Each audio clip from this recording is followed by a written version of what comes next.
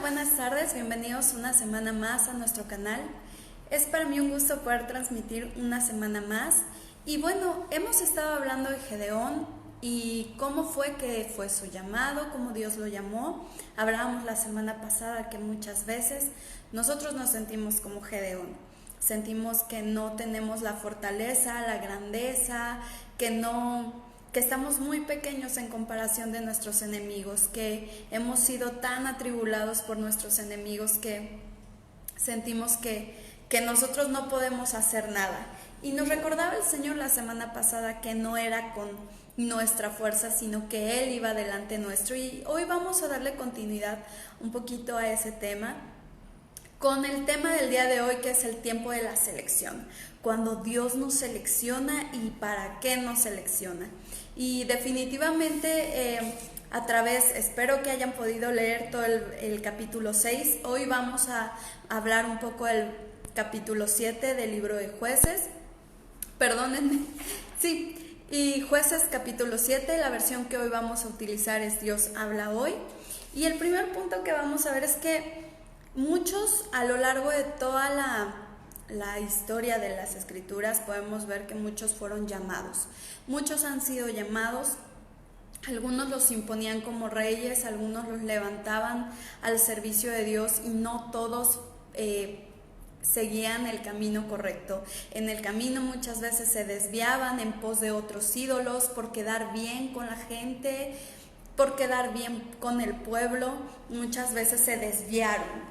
Y entonces podemos ver a lo largo de toda la escritura que se levantaban líderes como Moisés, líderes como José, líderes como David, que fueron trascendentales en sus generaciones, fueron punta de lanza para sus generaciones, pero no eran precisamente los más amados ni los más preparados, y no eran tampoco los eruditos, y tampoco eran los super expertos. De hecho, lo hemos platicado en otras transmisiones. Se dice que Moisés pudo haber sido tartamudo, no es un hecho, pero pudo haber sido tartamudo, por lo que él expresa a través de las escrituras cuando Dios le hace el llamado.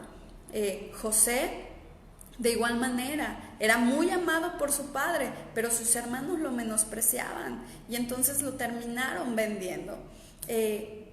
Podemos hablar también de David. David, aunque fue llamado por Dios, fue menospreciado y fue despreciado por su padre, fue despreciado por sus hermanos, aun cuando ellos vieron que fue ungido por Dios a través del profeta Samuel. Lo despreciaron, creo que aún más.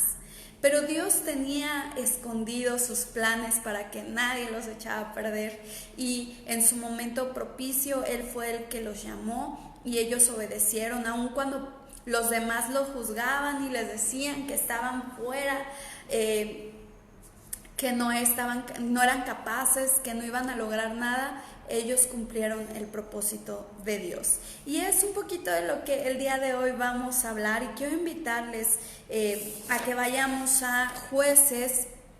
A partir del versículo 1 vamos a leer. Les voy a ir parafraseando un poquito la historia. Ustedes en casa léanla completa, porque de verdad es una historia con muchas enseñanzas, y yo creo que si en esta tarde nos enganchamos a esa enseñanza, a recordar cuáles fueron las promesas de Dios para sus vidas, para nuestras vidas. A lo mejor tú sientes que no tienes un propósito, que aún no sabes hacia dónde quieres, hacia dónde vas a dirigir tus pasos. Yo creo que esta tarde es el tiempo propicio para que tú sepas cuál es el propósito de Dios para tu vida. Y lo primero que vamos a leer es cuando Gedeón, terminamos la semana pasada conversando de que Gedeón fue posicionado como líder dentro de su pueblo después de haber tirado al ídolo. Entonces, pues obviamente el pueblo, al mirar que pues él había tirado al Baal, pues, y el mismo Baal no se defendió, obviamente fue el respaldo de Dios en la vida de Gedeón. Y se le unieron a Gedeón, se le unió el pueblo, se le unió el ejército, y desde ahí vamos a empezar a leer. Todos los que estaban con él se levantaron de madrugada y fueron a acampar junto al manantial de Harod. El versículo 2 dice: el Señor le dijo a Gedeón: traes tanta gente contigo que si hago que los israelitas derroten a los madianitas, van a alardear ante mí creyendo que se han salvado ellos mismos. Por eso, dile a la gente que cualquiera que tenga miedo puede irse a su casa. De este modo, Gedeón los puso a prueba y se fueron 22,000 hombres, quedándose 10,000. Pero el Señor insistió: son muchos todavía, llévalos a tomar agua y ahí yo los pondré a prueba y te diré quiénes irán contigo y quiénes no. Capítulo 5. Gedeón llevó entonces a la gente a tomar agua y el Señor le dijo: aparta a los que beban agua en sus manos, lamiéndola como perros, de aquellos que se arrodillen para beber. Los que bebieron agua llevándose las manos a la boca, lamiéndola como perros, fueron 300. Todos los demás se arrodillaron para beber. Entonces el Señor le dijo a Gedeón: con estos 300 hombres voy a salvarlos a ustedes y derrotaré a los madianitas. Todos los demás pueden irse. Como hablábamos hace un ratito, Dios a lo largo de la historia, a lo largo de nuestra vida, la vida de la humanidad, ha llamado a demasiadas personas. Tan solo nuestro Señor Jesucristo nos ha encomendado a todos a ir a compartir las buenas nuevas de salvación, pero no todos reciben la semilla, no todos quieren recibir de Cristo. No todos quieren tener ese encuentro personal con Él, no todos quieren un compromiso con Él. Y es ahí cuando Dios empieza a hacer una selección, porque todos podemos ser llamados, pero realmente pocos van a ser los elegidos. Pero hay algo más que dice Mateo 22:14. Efectivamente dice que muchos son llamados y pocos los escogidos, pero las personas que son llamadas son las personas que están dedicadas o las personas que verdaderamente están poniendo a Dios en primer lugar. Lo primero que le dijo a Gedeón: los que tengan miedo pueden irse. Y yo creo que los que se quedaron no eran precisamente los más valientes, porque vamos a verlo ahorita un poquito más adelante, pero definitivamente, aunque no eran los más valientes, a pesar del temor que pudiera haber en ellos, ellos dijeron: puedo tener temor, pero yo confío en Dios. ¿Por qué hago un poquito hincapié en eso? Porque muchas veces pensamos que los que se quedaron fueron los más valientes, y no es cierto. Puede ser que en ellos hubiera habido un poco de temor, pero ellos pusieron a Dios en primer lugar.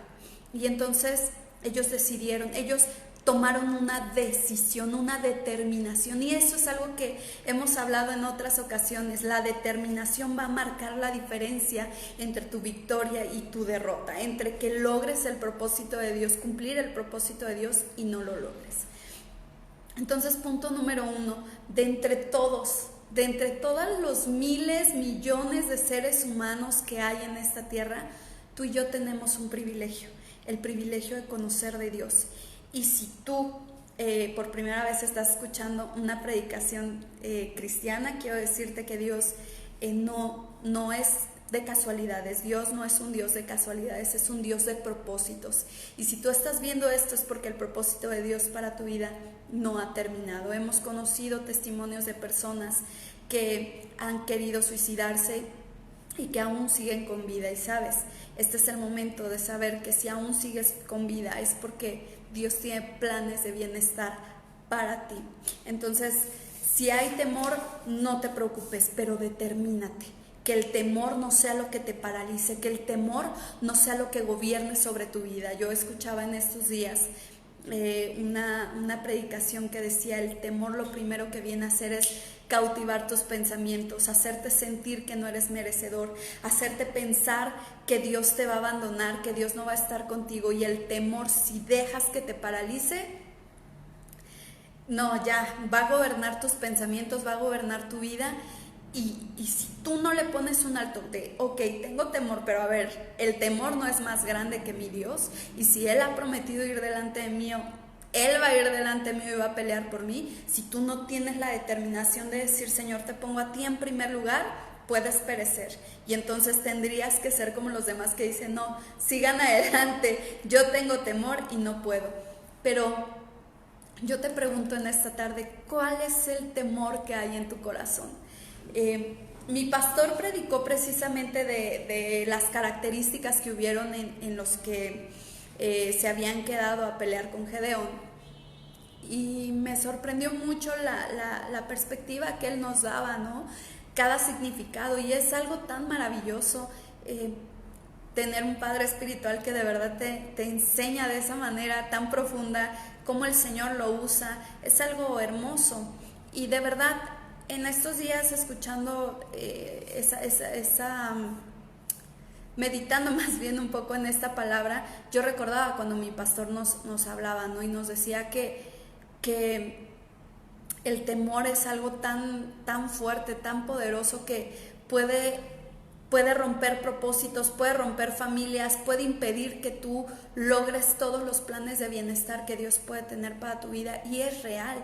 Realmente cuando dejamos que el temor gobierne sobre nosotros, no solamente podemos perder oportunidades poderosas de parte de Dios, sino perder aún la propia vida. Y hace poco yo conocí a una persona que no tenía ganas de vivir, y en un mes murió porque esa persona tenía miedo a enfrentarse a la vida sin trabajo. Entonces entró en un tema de depresión. Ya era una persona adulta, es mamá de una amiga mía, y entró en depresión, se cayó y se dejó caer hasta que murió. Yo creo que no duró ni 2 meses y partió. Entonces el temor de verdad puede provocar tu propia muerte. Entonces, si tú detectas que hay un temor que te está impidiendo, tienes que determinarte. O puede ser de los que se fueron, o puede ser de los que dicen, no, yo persisto, yo voy a pelear y sé que Dios es el que va delante mío. Los segundos fueron los que tomaron el agua, y unos fueron los que se arrodillaron y otros fueron los que con un pie arriba y otro abajo bebieron agua de una manera. Mi pastor lo hacía visualmente, y él decía, ¿no?, que la forma en la que estaban lamiendo el agua, ellos seguían mirando al cielo, que sus ojos no se apartaron de Dios, y eso es bien importante. Pero quiero añadir un poquito a eso que nos decía nuestro pastor, porque ellos no pusieron sus 2 rodillas como los demás lo habían hecho en el suelo. Ellos lo tomaron de una forma diferente, porque aunque estaban, yo creo que con temor, ellos pusieron su confianza en el Señor. Entonces, como que va de la mano uno con el otro. Aunque había temor, ellos confiaban en el Señor. Entonces no bajaron la guardia, no simplemente se botaron al suelo y como dándose por derrotados, sino que se quedaban con una pierna arriba y otra abajo y simplemente lamían el agua, porque era una señal de que su confianza estaba en Dios, y por eso Dios los seleccionó. De verdad que tu confianza en los tiempos, en todo tiempo, aún en el tiempo de batalla, esté en el Señor. Si tú estás confiando verdaderamente de toda tu mente, de todo tu corazón en el Señor, la victoria la vas a tener asegurada, porque Él es el que va delante tuyo. Y es lo que estuvimos hablando la semana pasada un poquito. La otra de las cosas que estudiaba a través de esta enseñanza es que en Juan 4:14 nos dice lo siguiente: pero el que beba del agua que yo le daré no tendrá sed jamás, sino que el agua que yo le daré se convertirá en él como en una fuente de agua que brotará para vida eterna. Juan 4:14. Puede ser que hoy tengas temor, pero no te des por vencido y toma de esa agua de vida. Puede ser que el temor por algún momento te haya hecho tambalear un poco, pero este es el momento en el que tú tienes que beber de esa agua de vida que es Jesús. Tienes que volver a su palabra, tienes que recordar esos planes que Él tiene para tu vida. Si en algún momento en este caminar tú has perdido la visión, tú has perdido la línea, a lo mejor te fuiste a izquierda o a derecha cuando tenías que seguir la línea recta, este es un momento de detenernos de nuestro acelerado caminar y volver al comienzo, volver al principio. Dice la Escritura que nuevas son las misericordias de Dios cada mañana, y que a lo mejor nos distrajimos del camino, no sé, cometimos algún error consciente o inconscientemente, pero Dios es un Dios lleno de misericordias que nos lleva cada día a alinearnos a sus propósitos, a buscar su consejo cada día, a volver a empezar. Si tienes que volver a empezar, vuelve a empezar, pero no vayas a la batalla creyendo que en tus propias fuerzas vas a ganar, porque no es así. Dios siempre trae su palabra pronta, siempre trae su palabra oportuna, y yo creo que a veces nos detiene nuestro acelerado caminar para meditar en qué es lo que estamos haciendo mal. Lo tercero que vamos a ver en esta tarde es que no se trata de ser conocido o reconocido por el hombre, sino por Dios. En el verso 9 quiero compartirles lo que nos dice. Una vez que se hizo toda la selección, Dios le habla a Gedeón en esa noche y le dice: el Señor le ordenó a Gedeón: levántate y baja a atacar a los madianitas, pues los voy a entregar en tus manos. El verso 10 dice: pero si tienes miedo de atacarlos, baja antes al campamento de Purá, con Purá tu criado, y escucha lo que digan. Después te sentirás con más ánimo para atacarlos.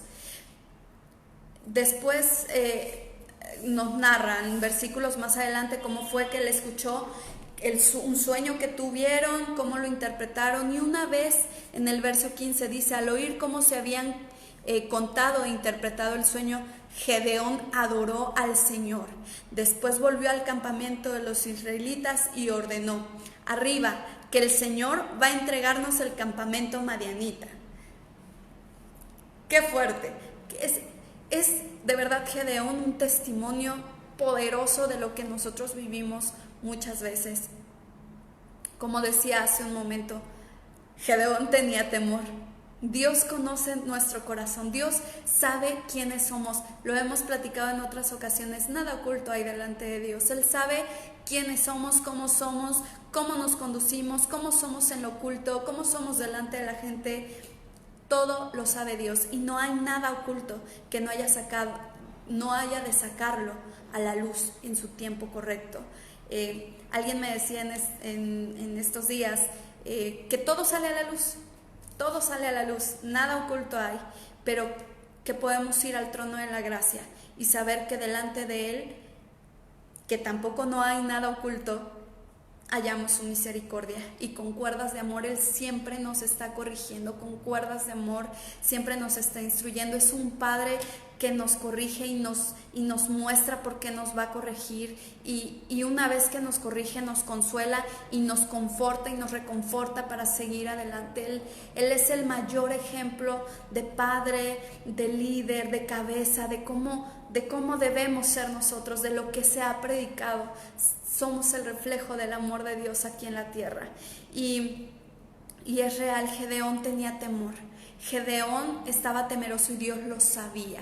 Dios conocía su corazón. Y entonces, ¿qué fue lo que hizo Dios? Fue decirle: Gedeón, yo sé que estás temeroso, yo sé que temes, y por cuanto sé que temes, te invito a que vayas al campamento de tus enemigos y que escuches lo que está pasando ahí adentro. Es decir, te invito a que te detengas, que no mires tu temor y que veas que yo estoy obrando en medio de tus enemigos. no te preocupes, yo voy delante tuyo. Y entonces cuando Gedeón regresa, efectivamente regresa con nuevas fuerzas y regresa fortalecido en Dios, y lo primero que hizo Gedeón después de escuchar eso fue adorar al Señor. Lo voy a seguir repitiendo una y otra vez, porque cuando tú sabes tener un corazón que sabe adorarle a Dios, aun cuando estás a punto de entrar a la guerra, aun cuando hubo temor en tu corazón, entonces cuando tienes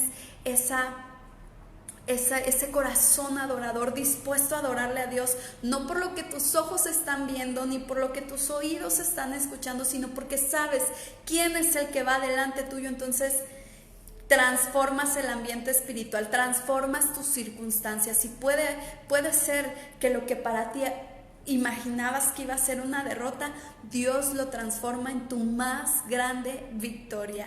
Y entonces más adelante nos dice la Escritura cómo fue que organizó a todo el pueblo, cómo fue que él hizo 3 grupos, cómo se llevó a 100 para que llevaran quiero leérselos en el verso 19. Así pues, Gedeón y sus 100 hombres llegaron al otro lado del campamento cuando estaban por comenzar el turno de guardia de medianoche. Entonces tocaron los cuernos de carnero y rompieron los cántaros que llevaban en las manos. Y los 3 grupos tocaron al mismo tiempo los cuernos de carnero y rompieron los cántaros. Hace unas semanas mi pastor compartía sobre el significado del cuerno, y eso es victoria. El shofar anuncia una victoria, anuncia que Dios va delante nuestro, pero el cántaro anuncia juicio. Cuando un cántaro se rompe, está anunciando juicio. Entonces más adelante dice que cuando el ejército de los madianitas escuchó esto, dice en el verso 21, y como todos los israelitas se quedaron quietos en sus puestos alrededor del campamento, y todos en el ejército madianita gritaban y salían huyendo 22, mientras los 300 israelitas seguían tocando los cuernos del carnero, el Señor hizo que los madianitas lucharan entre sí y salieran huyendo.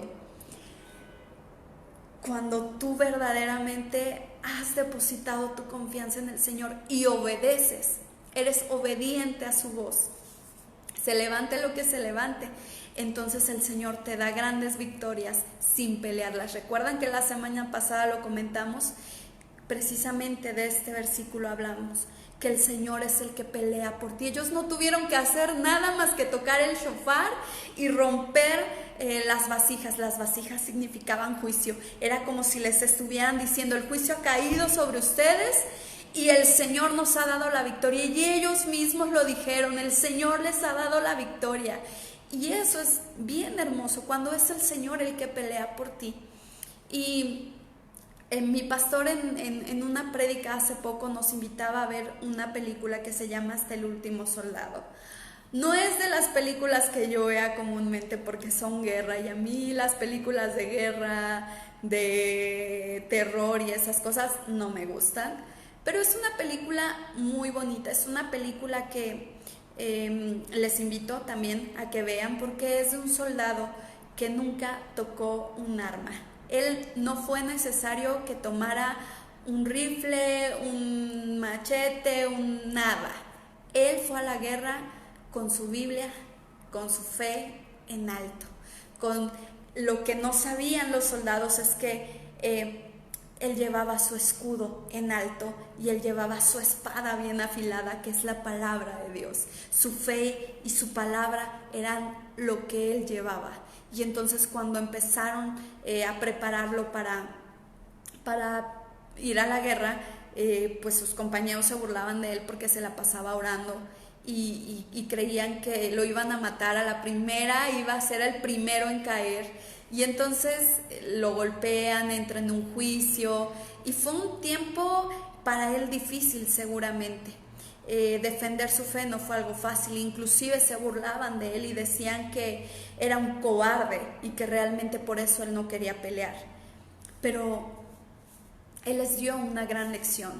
Él oraba por el ejército, él oraba antes de que iniciaran las batallas, y en su desesperación en medio de la guerra, donde él ya se sentía completamente desesperado y no entendía por qué estaba él ahí, había perdido de vista el objetivo.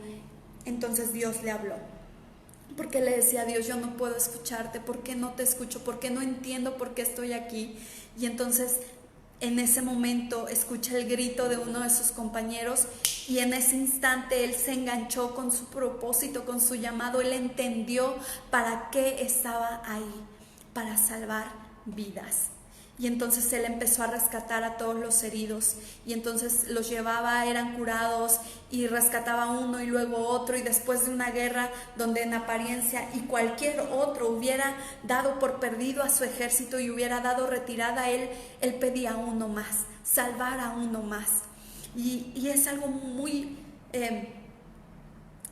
poderoso, y es un poco de lo que esta tarde Dios nos quiere llamar, porque muchas veces a nuestros ojos puede parecer que todo está perdido, que ya no hay nada en ese ejército que se pueda salvar, pero en los ojos correctos, con el llamado correcto, con la visión enfocada en el Señor, clamando a Él, teniendo tu escudo y tu espada bien listos, entonces vas a ver más allá de lo que todos pueden mirar, de lo que para todos ya es algo perdido. A lo mejor tú conoces a alguien, un hermano, una hermana en Cristo, que un día estuvieron en la casa adorando y hoy están perdidos en las drogas, en el alcohol, en las depresiones, que ya no saben cómo regresar de vuelta a casa. Tú no sabes si para un tiempo como este el Señor te ha venido preparando para que vayas y traigas a casa a uno más. Por uno más, el Señor te está llamando en esta tarde a que te levantes en el nombre del Todopoderoso. No es para vanagloria, no es para que tú te vanaglories y digas: ay, por mí, porque si recordamos, si el Señor limitó al ejército, fue para que nadie dijera que por su propia fuerza habían ganado la batalla, que todo había sido en el nombre del Señor y que el Señor había hecho la obra.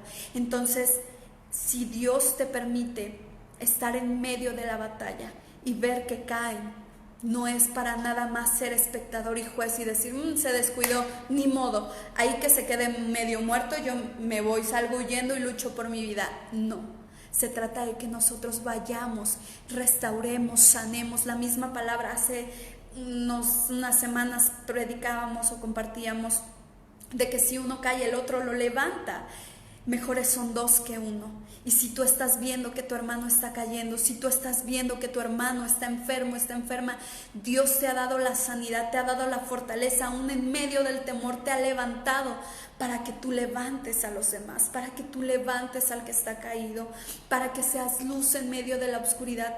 Tú no sabes qué hermoso fue ver esa película y mirar cómo al final él es honrado y él es, cómo le agradecen tanto, porque de haber sido el extraño, el raro, el cobarde, de haber sido el que nadie daba nada bueno por él y pronosticaban su derrota y pronosticaban que no iba a tener nada bueno, que iba a perecer en medio de la guerra, terminó siendo el que salvó a muchos. El Señor vino a enseñarnos que Él no vino por lo perfecto, Él no vino por lo que ya estaba edificado, Él vino por lo que nadie daba nada bueno, por lo que se había perdido. Él dice la Escritura que Él vino por lo que se había perdido, así como tú, así como yo, un día estuvimos perdidos y que seguimos cometiendo errores, pero qué bendición contar con gente que se acerca a ti y te corrige y te levanta y te dicen que estás mal y te corrige y te instruye y te capacita. Y qué hermoso es tener a tu lado gente que también te dice: no te rindas, ándale, sigue adelante, acuérdate de cuál es el propósito de Dios. Es bien hermoso poder mirar que en medio de que tú te quieres dar por vencido y que quieres tirar la toalla, puedes mirar la mano poderosa de Dios. Y esta tarde quiero invitarte que medites en esta palabra, que leas en tu casa todo el capítulo 7 de Jueces, y tú te vas a dar cuenta que Dios nos selecciona no por nuestras grandes capacidades, no por todos los estudios que podamos tener. Él no nos va a seleccionar ni siquiera por lo que la gente opine de nosotros. Él va a mirar algo que la gente no mira. Él va a mirar el corazón, Él va a mirar lo que hay dentro de ti, Él va a mirar con qué intenciones haces cada cosa, qué hay en tu mente, qué hay en tu corazón cuando tú le sirves, qué hay en tu mente y qué hay en tu corazón cuando tú oras. Eso es lo que Dios mira de ti. Y si hoy tienes temor, puedes acercarte al trono de la gracia y decirle: Señor, puede que tenga temor, pero el temor hoy no me va a paralizar para cumplir lo que tú traes y que tú has hablado para mi vida. Busca el consejo verdaderamente de tus cabezas, busca verdaderamente el consejo de gente que te guíe por los caminos de bienestar que Dios tiene preparados para ti, y no que te saquen del propósito, porque la gente que te quiere sacar del propósito hay muchísima, esos sobran, pero gente que quiere instruirte por el camino del Señor son contados. Siempre corrijan con amor y siempre exhórtense unos a otros en amor, porque sin amor ciertamente entonces lo estamos haciendo en nuestras emociones y en nuestra carne, y entonces de todo lo que nosotros decimos vamos a entregar cuentas.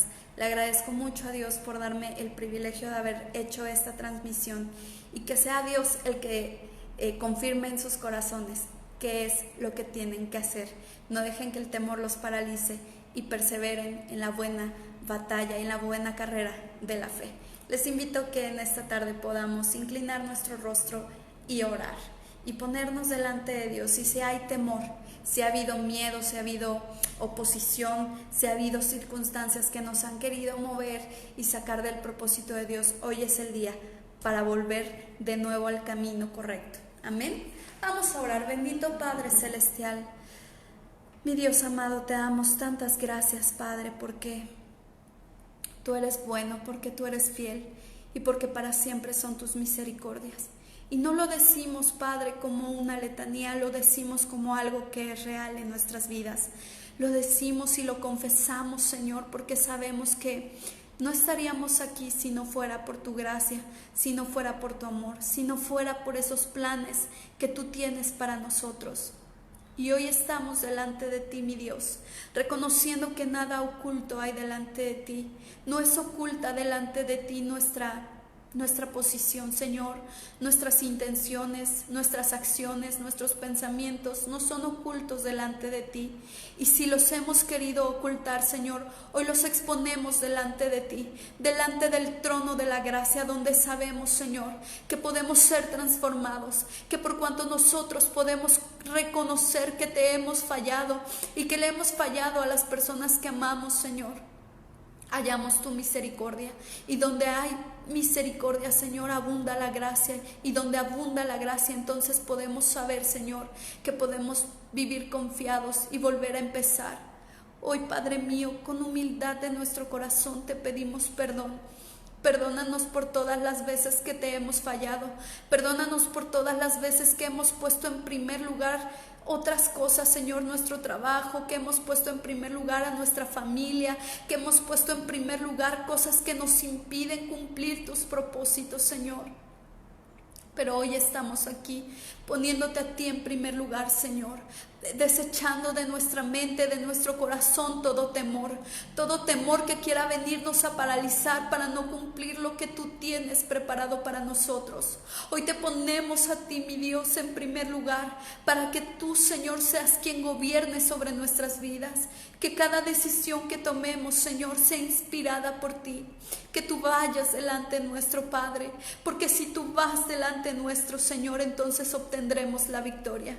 Muéstranos, Padre, muéstranos el camino que hemos de andar, muéstranos cuáles son los anhelos que hay en tu corazón, qué es lo que tú has tenido preparado para nosotros y que quizás nosotros, Señor, no lo hemos considerado. Perdónanos por todas las veces que hemos hecho caso, Señor, al ruido del mundo, que nos hemos desviado a izquierda o a derecha, pero hoy estamos aquí, Señor, y te pedimos perdón. Ten misericordia de nosotros, Señor. Permítenos volver a empezar una vez más, Señor, como cuando éramos pequeños, Señor, y nuestros padres nos corregían. Padre, pero después nos consolaban y nos instruían.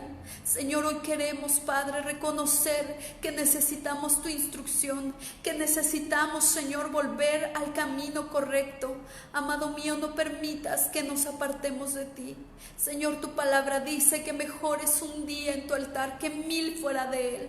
Señor, si hemos dejado de congregarnos creyendo que no pasa nada, si hemos dado pie, Señor, a mentiras, a pleitos, a chismes, si hemos dado pie, Señor, a contiendas, Padre Celestial, si hemos dado pie, Padre mío, a cosas que a ti no te agradan, al baile, al alcohol, a las drogas, Señor, si hemos pecado de alguna manera, consciente o inconscientemente, perdónanos. Hoy queremos volver a empezar, Padre, porque sabemos que de lo recibido de tu mano es que nosotros podemos dar. Y hoy te decimos, mi Dios, que queremos ser levantados no para vanagloria, sino para darte gloria y honra solo a ti, Señor, porque nuestras fuerzas, nuestra vida depende completamente de ti, amado mío. Queremos verdaderamente ser esa luz en medio de la oscuridad. Queremos reflejar tu amor aquí en la tierra.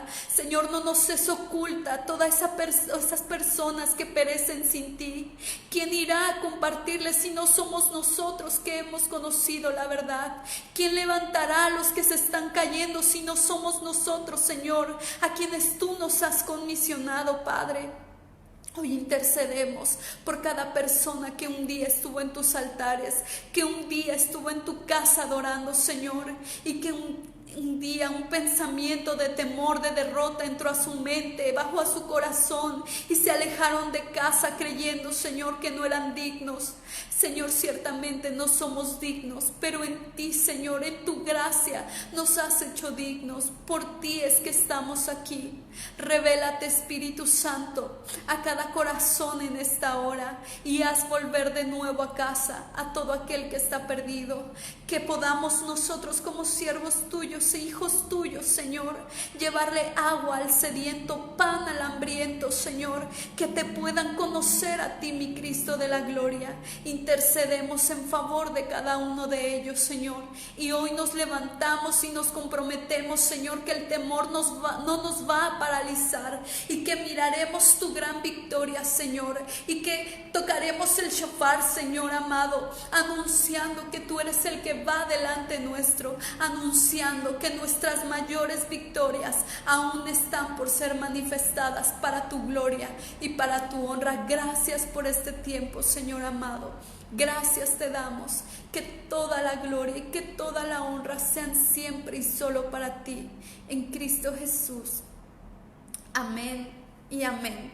Que pasen todos una bendecida tarde y gracias por seguirnos a través de las transmisiones. Compartan, no saben quién de sus contactos puede estar necesitando una palabra de parte de Dios. Bendiciones. Bye.